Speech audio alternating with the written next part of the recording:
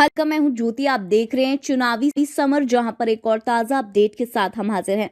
मायावती राजरत्न अंबेडकर ने केंद्र को चेताया, वापस ले कृषि कानून। कृषि कानूनों को लेकर पूरे देश में मोदी सरकार के खिलाफ आक्रोश का माहौल है और अब ना सिर्फ किसान बल्कि देश के जाने माने लोग भी कृषि कानूनों का विरोध कर रहे हैं। हालांकि कुछ लोग ऐसे भी हैं जो मोदी सरकार के खिलाफ कुछ भी बोलने से बहुत ज्यादा डर रहे हैं, लेकिन उनका भी यही मानना है कि किसानों के साथ अन्याय नहीं होना चाहिए।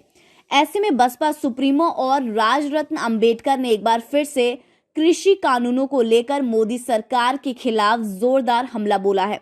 आपको बता दें कि मायावती ने ये कहा है कि केंद्र की भाजपा सरकार को हाल ही में देश भर में लागू किए गए 3 नए कृषि कानूनों को लेकर आंदोलित किसानों के साथ हठधर्मी वाला रवैया नहीं अपनाना चाहिए।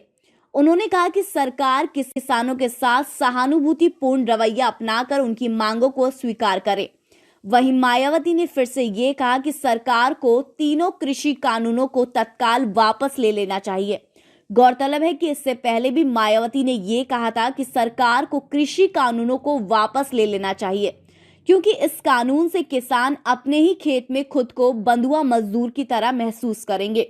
यहाँ गौर करने वाली बात यह है कि कुछ दिनों पहले राजरत्न अंबेडकर ने भी ये कहा था कि सरकार कृषि कानूनों के सहारे किसानों को भी उद्योगपतियों का गुलाम बनाना चाह रही है। इसीलिए ऐसे कानून पर जल्द से जल्द लगाम लगनी चाहिए। उन्होंने ये भी कहा था कि जब तक सरकार कृषि कानूनों को वापस नहीं ले लेती, तब तक वे इस मुद्दे को लेकर किसानों की तरफ से सरकार के खिलाफ संघर्ष करते रहेंगे।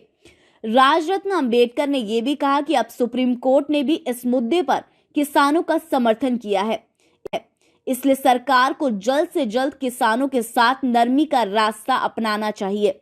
इस तरह मायावती और राजरत्न अंबेडकर ने मिलकर कृषि कानूनों को लेकर मोदी सरकार के खिलाफ जोरदार हमला बोला है और दोनों ने साफ साफ ये कहा है कि अब देश में सरकार की तानाशाही नहीं चलेगी, इसलिए सरकार को कृषि कानूनों को वापस ले लेना चाहिए।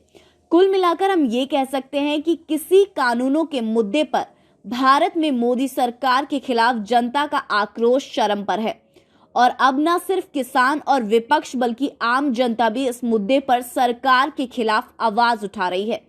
ऐसे में आलोचकों ने यह कहा कि अब सरकार के सामने कृषि कानूनों को वापस लेने की मजबूरी आ गई है और अगर सरकार नहीं संभली तो 130 करोड़ जनता के आक्रोश को संभालना मोदी सरकार के लिए असंभव हो जाएगा। तो इस पर आपकी जो भी राय है आप प्लीज कमेंट सेक्शन में लिखें। Thank you so much. Keep watching today's for